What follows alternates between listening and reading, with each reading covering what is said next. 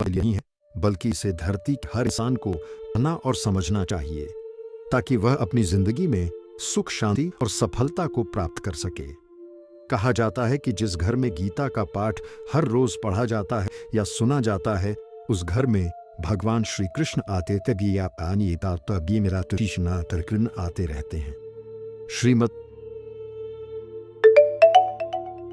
भगवत गीता साक्षात भगवान की दिव्य वाणी है। इसकी महिमा अपार है, अपरिमित है। उसका यथार्थ में वर्णन कोई नहीं कर सकता। शेष, महेश, गणेश भी इसकी महिमा को पूरी तरह से नहीं कह सकते, फिर मनुष्य की तो बात ही क्या है। भागवत गीता में कुल 18 अध्याय और 700 श्लोक हैं, जिसे सभी के लिए पढ़ पाना थोड़ा मुश्किल है। इसीलिए आज के इस बेहद ही खास वीडियो में हम श्रीमद् भगवत गीता के 18 अध्याय के 700 श्लोकों के सार के बारे में बात करेंगे, जिन्हें जानकर आप श्रीमद् भगवत गीता का सही मतलब समझ पाएंगे। इसलिए इन विचारों को आप हर रोज रात में सोने से पहले जरूर सुनें। तो चलिए जानते हैं भागवत गीता के 700 श्लोकों के सार के बारे में। हमारे चैनल को सब्सक्राइब करें और वीडियो शुरू से लेकर लास्ट तक अवश्य देखें। भगवान श्री कृष्ण कहते हैं कि हे अर्जुन, मैं सभी प्राणियों के हृदय में स्थित सबका आत्मा हूं। संपूर्ण प्राणियों का आदि, मध्य और अंत भी मैं ही हूं। मैं सूर्य हूं, मैं वेदों में सामवेद हूं, देवों में इंद्र हूं, इंद्रियों में मन हूं, मैं ब्रह्मा हूं, मैं विष्णु हूं, मैं महेश हूं, जलाशयों में मैं समुद्र हूं, पर्वतों में मैं हिमालय हूं। इस संपूर्ण संसार में तुम जो कुछ भी देख पाते हो, सब मैं ही हूं। कोई आदमी चाहे लाख चीजें जान ले, चाहे वह पूरे जगत को जान ले, लेकिन अगर वह स्वयं को नहीं जानता तो वह अज्ञानी है।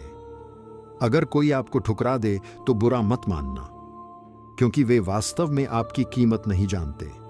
जो रिश्ता हमें रुला दे उससे गहरा कोई रिश्ता नहीं, और जो रिश्ता हमें रोता हुआ छोड़ दे उससे कमजोर कोई रिश्ता नहीं। हमेशा शांत रहें। इससे अपने जीवन में खुद को बहुत मजबूत पाएंगे, क्योंकि लोहा ठंडा होने पर ही मजबूत होता है, पर गर्म होने पर तो उसे किसी भी आकार में ढाला जा सकता है। किसी विपत्ति के समय आपको यह 7 गुण बचाएंगे: आपका ज्ञान, आपकी विनम्रता, आपकी बुद्धि, आपके भीतर का साहस, आपके अच्छे कर्म, सच बोलने की आदत और ईश्वर में विश्वास। आत्मा हमेशा जानती है कि सही क्या है और गलत क्या है, लेकिन मनुष्य के सामने चुनौती तो मन को समझने की होती है।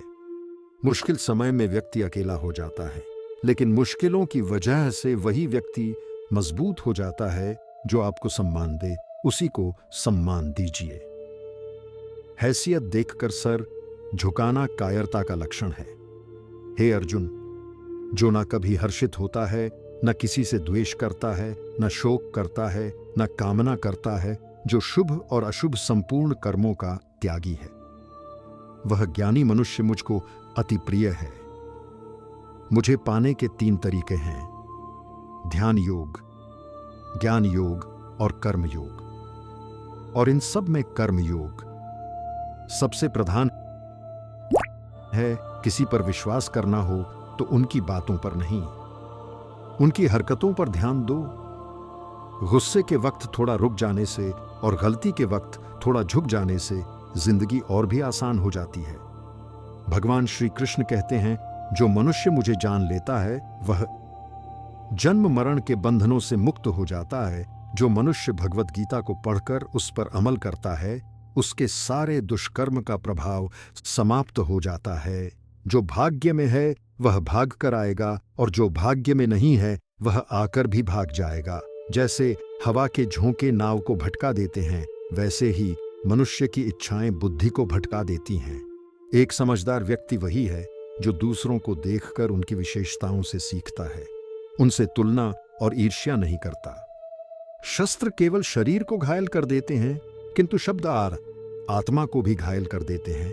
जो मनुष्य अपने को परमात्मा से अलग नहीं समझता है और ना ही शरीर से अपना कोई संबंध मानता है, वह सदा के लिए जन्म मरण से मुक्ति पा लेता है।